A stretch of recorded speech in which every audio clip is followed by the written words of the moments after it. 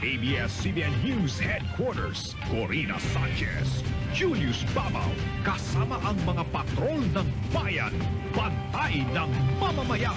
Ito ang TV Patrol!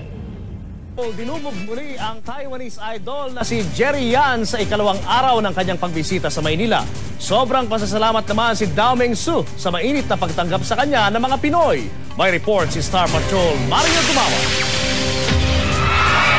Pag-entra pa lang ni Jerry sa entablado ng La Pavilion sa Roas Boulevard, hiyawan na agad ang mga fans na dumagsa para sa media appearance ng aktor para sa bench. Kinontrata si Jerry ng 16 months sa halagang umano'y 14 million pesos. Game na sinagot ng 26 anyos na 5'10 Asian superstar ang lahat ng mga tanong na ibinato sa kanya. If you're willing to pose in bench underwear,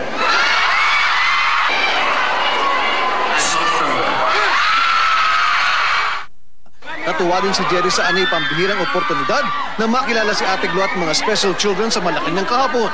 Nakakagulat ang komposisyon ng mga tagahanga, teenager, lola at disabled, maging si Mrs. Gina De Venecia. He's so guapo. Yes, I'm happy to see him. I'm ready to die! Dito na rin iginiit ni Jerry na buo pa rin ang samahan ng F4. Nagpasalamat din siya sa fenomenal na pagtangkilik ng mga Pinoy na matutunghayan muli sa Happy 50 TV concert. There were ups and downs in his career, but mere fact na yung response ng mga tao ngayon sa kanya, it gives him enough inspiration to go on. I want to say everybody, mahayo.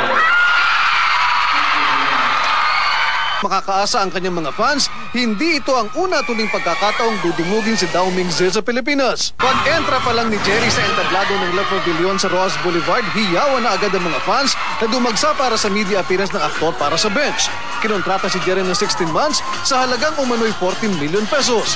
Game na sinagot ng 26 anyos na 5'10 Asian superstar ang lahat ng mga tanong na ibinato sa kanya. If you're willing to pose in bench underwear,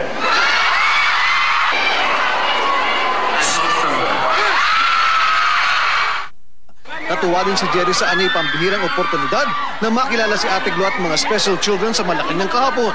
Nakakagulat ang komposisyon ng mga tagahanga, teenager, lola at disabled, maging si Mrs. Gina De Venecia. He's so guapo. Yes, I'm happy to see him. I'm ready to die! Dito na rin iginiit ni Jerry na buo pa rin ang samahan ng F4. Nagpasalamat din siya sa fenomenal na pagtangkilik ng mga Pinoy na matutunghayan muli sa Happy 50 TV concert.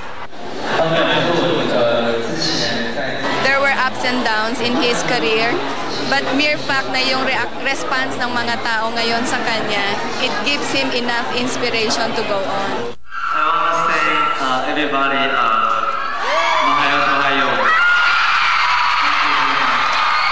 Makakaasa ang kanyang mga fans, hindi ito ang una tuling pagkakataong dudumugin si Dao Mengsu sa Pilipinas. Pag-entra pa lang ni Jerry sa entablado ng La Pavilion sa Roas Boulevard, hiyawan na agad ang mga fans na dumagsa para sa media appearance ng aktor para sa bench. Kinontrata si Jerry ng 16 months sa halagang umano'y 14 million pesos. Game na sinagot ng 26 anyos na 5'10 Asian superstar